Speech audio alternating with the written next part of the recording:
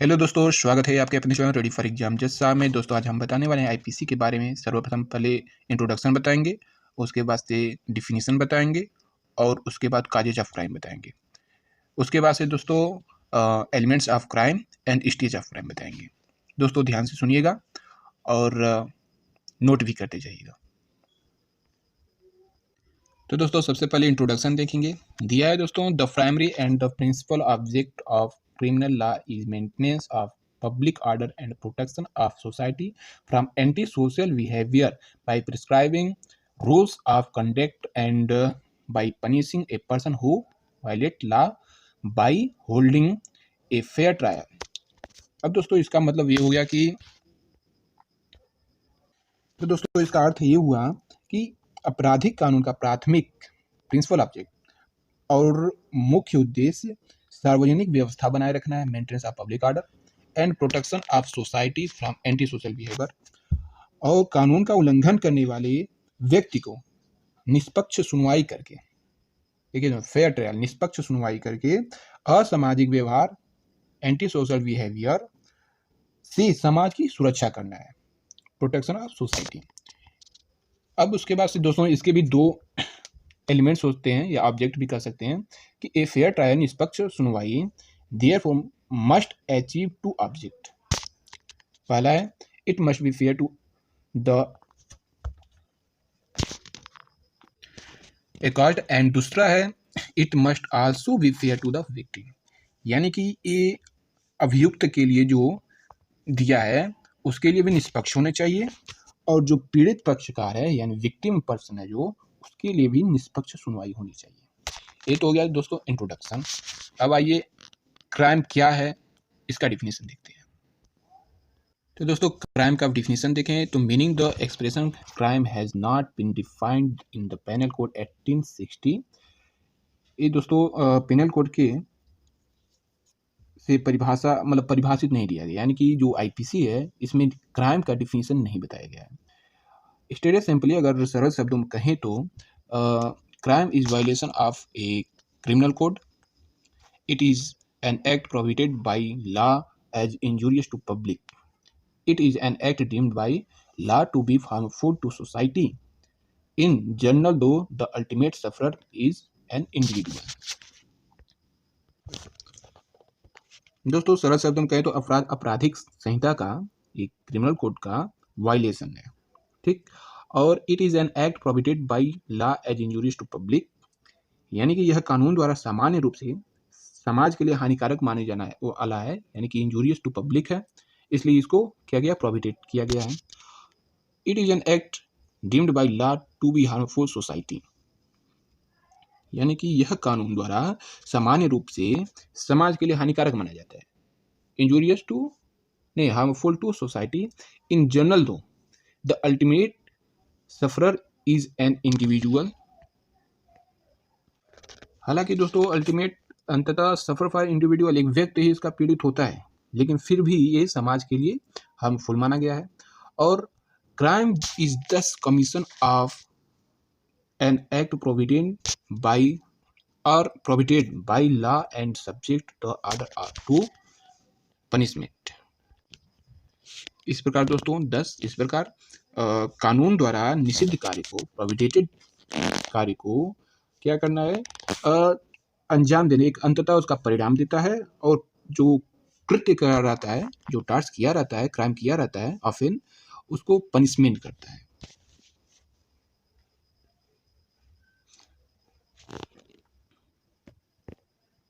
अब देखिए दोस्तों कॉजेज ऑफ क्राइम। देखिए दोस्तों crime have been committed by person from ancient day. ये प्राचीन काल से व्यक्तियों द्वारा अपराध किए जा रहे हैं, इसलिए therefore said that crime is eternal and can not be totally abolished, यानी कि इसे पूर्ण रूप से पूरी तरह से समाप्त नहीं किया जा सकता, क्योंकि एक तरीके से इसे शाश्वत माना गया जाएगा, क्योंकि जब तक सत्य रहेगा तब तक झूठ भी रहेगा, जब तक पुण्य रहेगा तब तक पाप भी रहेगा। क्योंकि ये बहुत ही प्राचीन एंशिएंट डेज से ही आता रहता है कि अपकृत्य को चाहे कितना भी लोग खत्म करें, लेकिन अपकृत्य होता रहता है। तो आगे देखते हैं, proper way to deal with the problems is to find out causes of crime and to solve them। अब देखिए दोस्तों, इसका मतलब ये हुआ कि अगर कोई भी क्राइम का कॉजेज का, अगर प्रॉब्लम का, समस्या का समाधान करना है तो केवल उसका पता लगाना है, find out and solve them, उसका सॉल्व करना है। बस यही होता आ रहा है प्राचीन एंशिएंट डेज से भी, और आज भी यही होता है। आगे दोस्तों है causes of crime are multiple in nature. Causes के जो मतलब क्राइम के जो काजेज है अनेकों हैं, अनगिनत हैं, and they related to social economic conditions of person, family background which include, जैसे कि एजुकेशन हो गया, स्टेटस हो गया, cultural stability, intelligence, opportunity, social pattern and social atmosphere, disparity and inequality in status, education, employment etcetera, अनेकों हैं दोस्तों। And a host of other consideration, यानी कि वे व्यक्तियों के सामाजिक आर्थिक स्थितियों, पारिवारिक पृष्ठभूमि से संबंधित होते हैं, यानी कि बैकग्राउंड ऑफ फैमिली से भी संबंधित हो सकते हैं।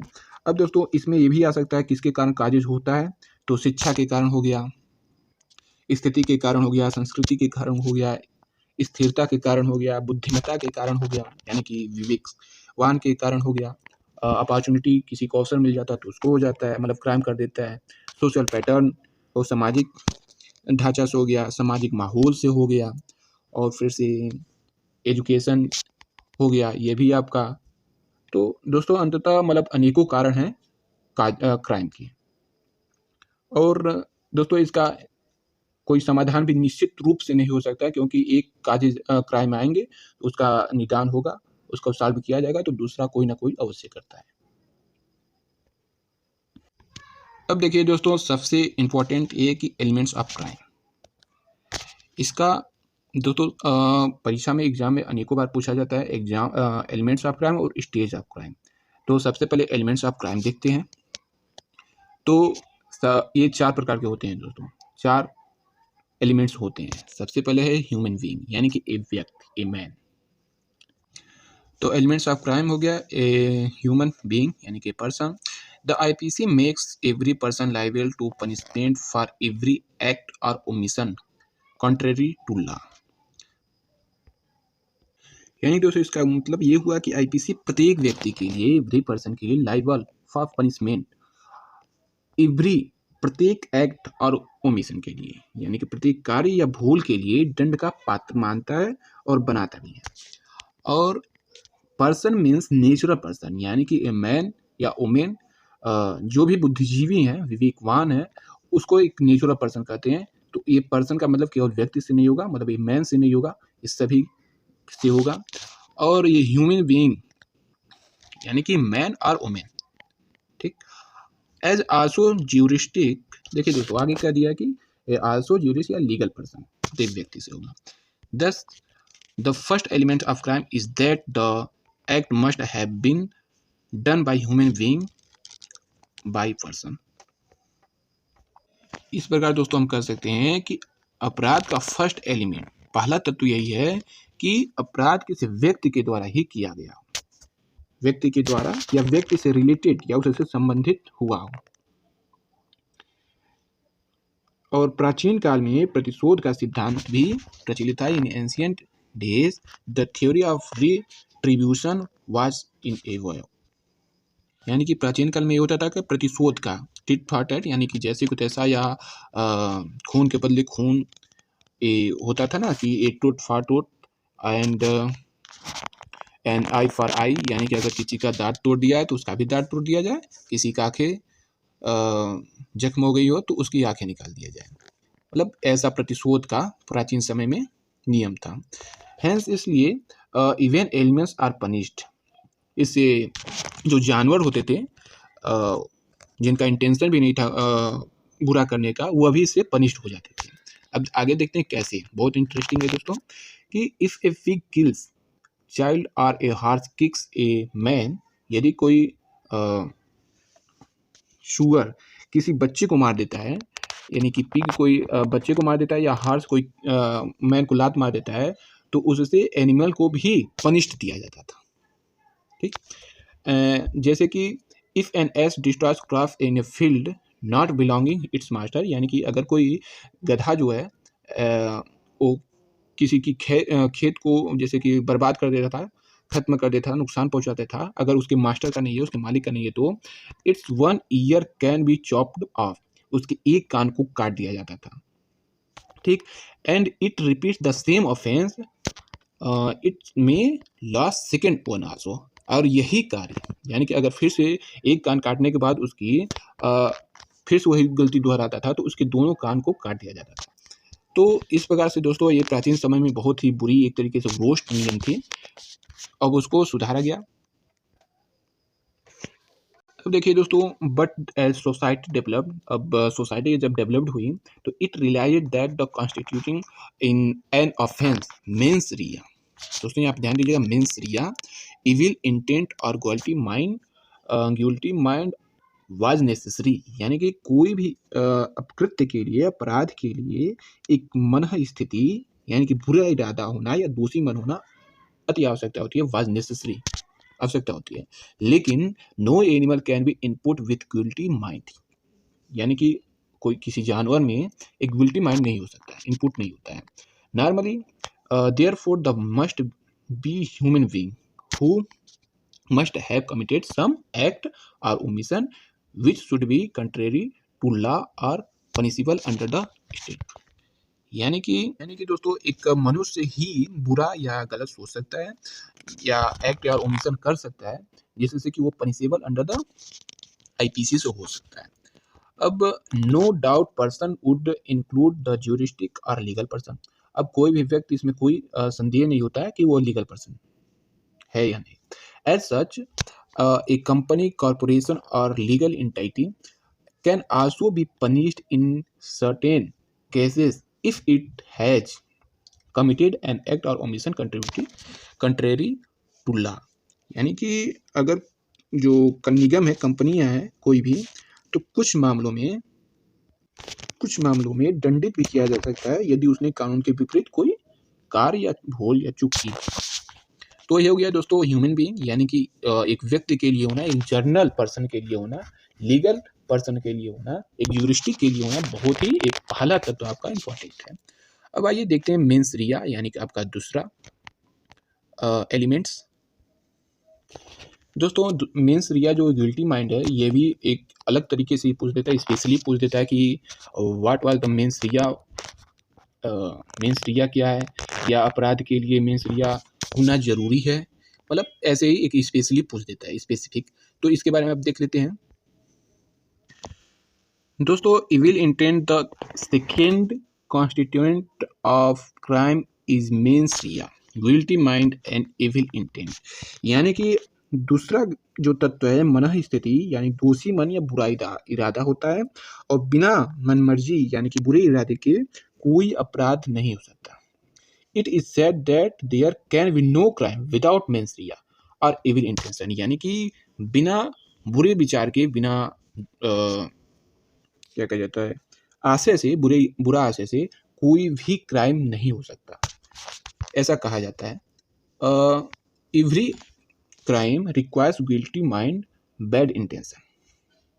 Mains Riya has played an important role and is one of the basic characteristics of English law, criminal law। तो दोस्तों ये एक इम्पॉर्टेंट रोल भी निभाता है और इंग्लिश क्रिमिनल लॉ में यह एक बेसिक कैरेक्टरिस्टिक्स है, ठीक, बुनियादी विशेषताओं में से एक है। And it based on well known maxim actus non facit reum nisi mens sit rea, यानी कि इस पर एक कहावत है जो बहुत ही फेमस है कि non facit reum nisi mens sit rea, यानी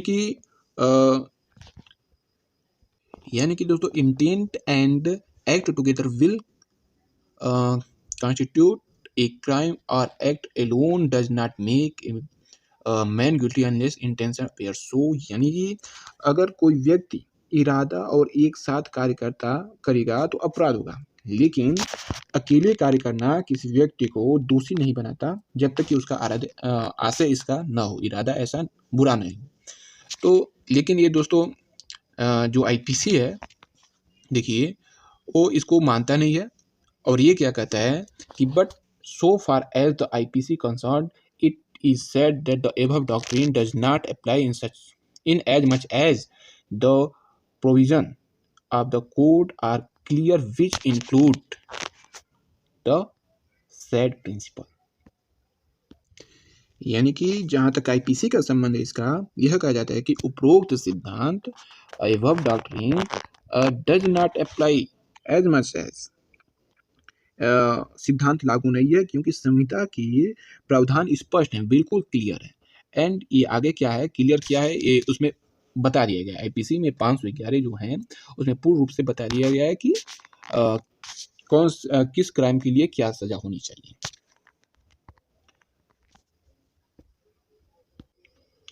अब आगे देखते हैं दोस्तों, for instance murder must have been committed intensely और नोइंगली।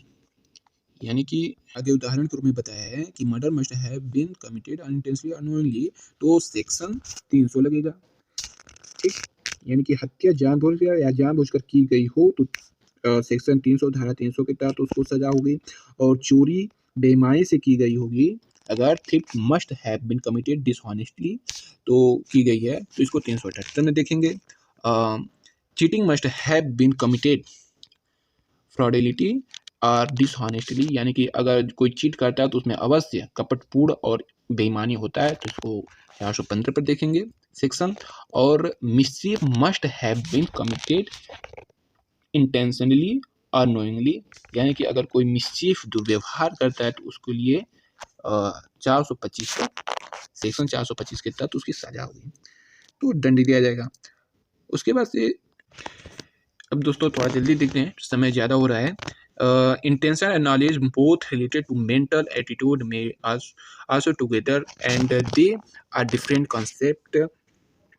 यानी कि इरादा और ज्ञान यानी कि विचार दोनों मानसिक दृष्टिकोण से संबंधित हैं और एक साथ ही चलते हैं यानी कि रहते हैं, और इट डिफरेंट कॉन्सेप्ट, इसके अनेक अवधारणाएं हैं। दोस्तों इसको देख लीजिएगा। वैसे there may be an intention without knowledge और वाइस वर्सा, यानी कि दोस्तों ये कहता है कि बिना नॉलेज के भी इंटेंशन हो सकता है और नॉलेज जान कर भी इंटेंशन एक बुरा इरादा भी हम मतलब कर सकते हैं। Knowledge is awareness on the part of the person the consequence of his act. यानी कि दोस्तों जो नॉलेज है वो व्यक्ति के कॉन्सिक्वेंस का एक्ट होता है, यानी कि उसके लिए एक परिणाम होता है, परिणामों के प्रति जागरूकता होती है। और नॉलेज ऑफ सर्टेन फैक्ट में hold a person guilt of an offence, यानी कि कुछ ही नॉलेज हो, अगर कुछ तथ्यों का ज्ञान हो तो व्यक्ति को गिल्टी ठहरा सकता है या भूल के लिए ठहरा सकता है, उसका गिल्ट उसका अपराध हो सकता है, अपराधी बन सकता है। हेंस इसलिए where a person committed an act knows that it's so immediately dangerous that in all probability it would cause death and yet he commits such act।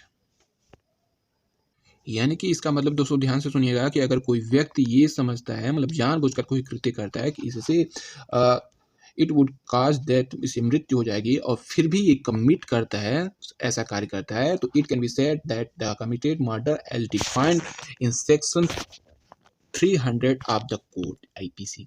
तो इस प्रकार हम ये कह सकते हैं कि यह एक मर्डर का रूप ले लेता है और इसे एक आईपीसी 300 के तहत इसे एक हत्या के रूप में माना गया है, कमिट किया है। इस प्रकार यानी कि इस प्रकार 10 if a person throws the child in a well and child dies, it can be said that he had knowledge by the act that the act committed by him was so dangerous that in all probability it would result in death of child। अगर कोई उदाहरण के लिए दोस्तों समझाया कि यदि कोई व्यक्ति एक बच्चे को कुएं में फेंक देता है मरने के लिए, तो मरने के लिए उसका तो आशय होना चाहिए। ठीक, अगर वो जानता है, पहली बात जो व्यक्ति है वो लीगल पर्सन है और नॉलेज फुल है, तो वो अवश्य जानेगा कि मतलब अगर एक बच्चे को हम कुएं में फेंक देंगे तो उसकी मृत्यु होना मतलब जरूरी हो जाएगा, एक मतलब उसकी मृत्यु हो जाएगी। It is a so dangerous. यह बिल्कुल मतलब एक खतरा है, मतलब मृत्यु के रूप है, इसका मृत्यु कारित है और इस कार्य से उस बच्ची को डेफिनेटली मृत्यु हो जाएगी, डेथ हो जाएगा। तो यह अंडर द सेक्शन 302 के तहत उसको मतलब सजा होगी। ठीक, यानी कि वो जानबूझकर किया है, उसका इंटेंशन भी था, यानी कि एक तरीके से उसका इंटेंशन क्या था दोस्तों, बच्ची को कुएं में फेंकना और उसको मतलब मृत्यु अवस्था में मतलब उसे मार देना।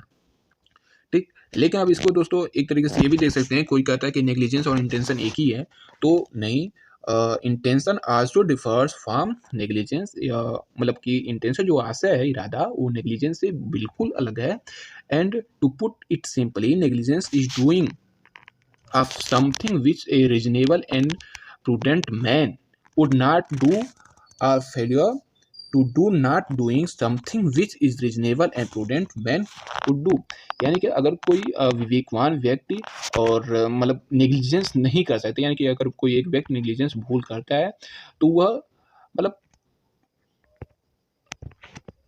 मतलब कि लापरवाही करता है, यानी कि वह एक व्यक्ति ऐसा लापरवाही करता है जो एक विवेकपूर्ण व्यक्ति उस लापरवाही को नहीं करेगा, तो उसे एक नेग्लिजेंस के रूप में हम देखेंगे। लेकिन अगर कोई इंटेंशन ही उसका बुरा करना हो तो वह उससे अलग होगा, उसे भूलवश या लापरवाही नहीं मानेंगे। यानी कि ऊपर जो एक व्यक्ति को, बच्चे को कुएं में फेंकना या एक इंटेंशन है, ये भूल नहीं हो सकती।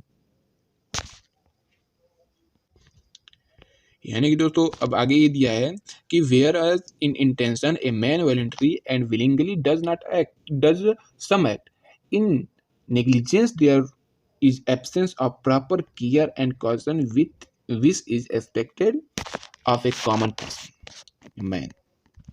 तो इस प्रकार यदि कोई व्यक्ति किसी बच्चे को कुएं में फेंक देता है, यानी जो ऊपर दिया गया है, तो एक विलिंगली होगा, उसे हम इंटेंशन के रूप में देखेंगे। लेकिन इन नेग्लिजेंस में जो लापरवाही होता है, ये प्रॉपर केयर का एब्सेंस होता है, यानी कि भूलवश होता है। ठीक, तो यह एक कॉमन मैन से एक्सपेक्ट किया जा सकता है, लेकिन एक जो विवेक पूर्ण मैन है उससे मतलब नेग्लिजेंस नहीं होता। यानी तरीके से एक देख सकते हैं कि मनुष्य स्वेच्छा से जो कार्य करता है, जो स्वेच्छा से बुरा इरादा से कार्य करता है, तो उसे हम कहते हैं इंटेंशन, और जो भूलवश हो जाता है उसे हम नेग्लिजेंस कहते हैं, जो एक विवेकपूर्ण व्यक्ति नहीं करता है, मतलब नेग्लिजेंस नहीं करता है।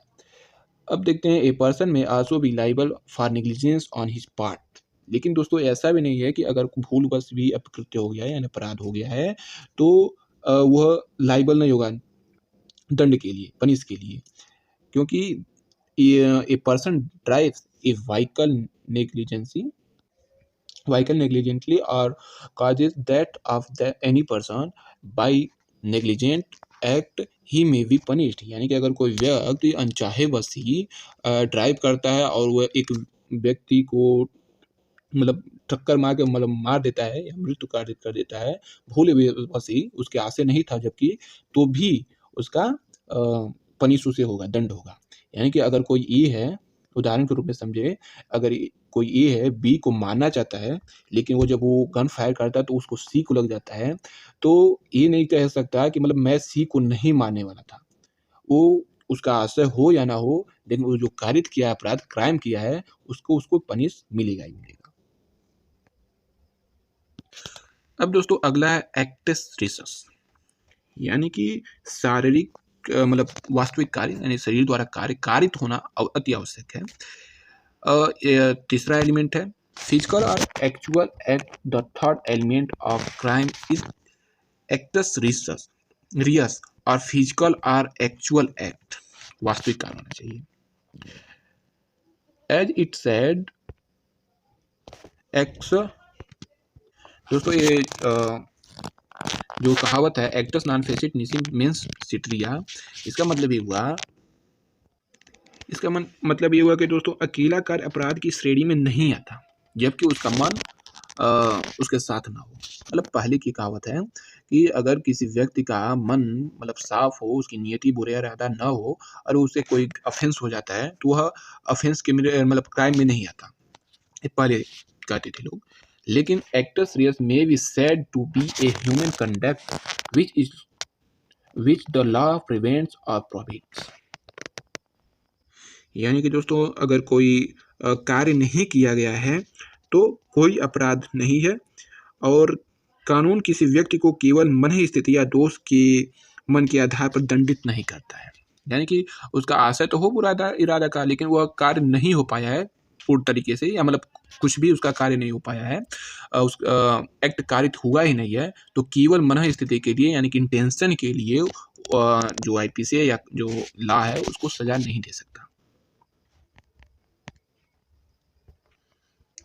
यानी कि कुछ उसे करना तो पड़ेगा ही, कुछ दिखाने के लिए ही सही, लेकिन उसे कुछ अपने इंटेंशन जो है उसको एक्ट के रूप में यानी कि डूइंग करना पड़ेगा। इस प्रकार यदि देखें, if A intents to kill B he can not be punished for his intention mens rea, कि मतलब उसके इंटेंशन के लिए, यानी कि बस केवल वो सोचता है, कोई ये व्यक्ति है और मन ही मन में अपने बस केवल सोचता है कि मैं बी को मारूंगा, तो केवल इसके लिए मतलब कोई जानेगा ही नहीं, और केवल इसके लिए ही उसके मतलब सजा नहीं हो सकती। लेकिन इवन इन ए फर्दरनेस, भले ही दोस्तों इवन ही furtherness of that intention A purchase a pistol he does not commit any offence. यानी कि अगर कोई उस व्यक्ति की इस आशय के लिए मारने के लिए वह कहीं जाकर पिस्तौल भी खरीदता है, तो भी वह क्या कहा जाता है, अपराध क्राइम नहीं करेगा, अभी ऑफेंस नहीं करेगा। आगे दोस्तों ये कहता है कि but once it does an overt act desires to be commit an offence, अगर वह व्यक्ति मतलब ए जो है वो बी के लिए कोई ओवर एक्ट करता है तो वह कमिट होगा, मतलब एक्ट करता है तो ऑफेंस में आएगा, क्राइम में आएगा। लेकिन if the successful in attempt the end kills he commit the offence and murder punishable under section 302, यानी कि अगर वो बी को मार देता है तो 302 के कमिट में आएगा, अपराध में आएगा। और यदि वह अनसक्सेसफुल हो जाता है, यानी कि असफल हो जाता है, तो he convicted and attempt the commit under punishable under the section 307, यानी कि 307 से उसे अटेम्प्ट टू मर्डर के रूप में अगर वो असफल हो जाता है तो उसे दंड मिलेगा। यानी कि अगर कोई भी ओवर एक्ट करता है, अपने इंटेंशन को बाहर निकालता है, तो वह कमिट में आएगा, यानी कि उसको उसके क्राइम में हम लोग कर सकते हैं, क्राइम किया है। आगे दोस्तों है इंजरी, यानी कि बुरा परिणाम होना आवश्यक है, यानी चोट पहुंचना भी आवश्यक है, कुछ होना जरूर आवश्यक है, मानसिक भी हो सकता है। आगे देखते हैं इंजरी क्या है।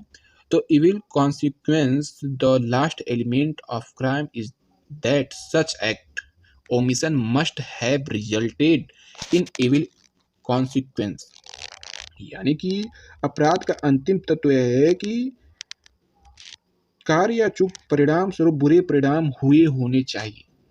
ठीक, यानी कि इससे किसी इंसान या व्यक्ति को या समाज को चोट पहुंचनी चाहिए। It must have caused injury to human being society.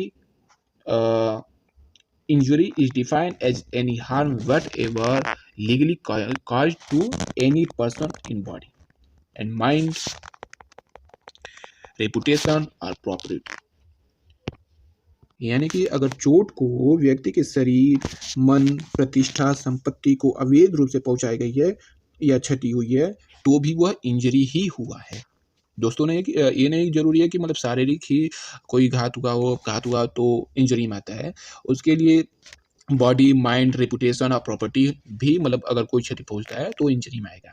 It is how ever not necessary that such evil consequence or injury must have been caused as desired by the person doing the act, यानी कि यह आवश्यक नहीं कि कार्य करने वाले व्यक्ति की इच्छा अनुसार ऐसा बुरा परिणाम हो, यानी कि जितना वो चाह रहा था कि मतलब इसका मतलब इतना बुरा हो, अगर उतना नहीं हो पाता है तब भी वह कमिट होगा, मतलब ऑफेंस होगा, क्राइम करेगा।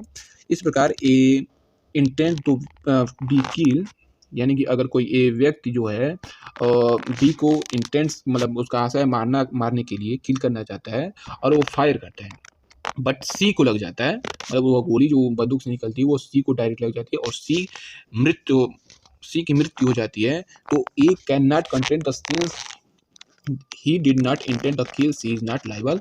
यानी कि अगर वो बी ए यह कहता है कि मैं बी को मारना चाहता, सी को नहीं मारना चाहता था, तो भी वह लाइबल होगा, भले ही बी को मारे, बी को नहीं लग कर के सी को लग गया और सी मतलब उस गोली से उसकी मृत्यु हो जाती है, तो ए को सजा मिलेगा ही मिलेगा, चाहे उसका मतलब परिणाम उसके लिए सही हो या नहीं हो।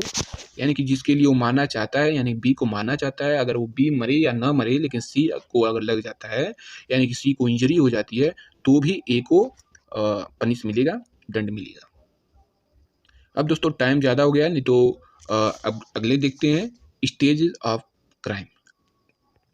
दोस्तों stage of crime next video में देखेंगे, तब तक के लिए वेट एंड वॉच।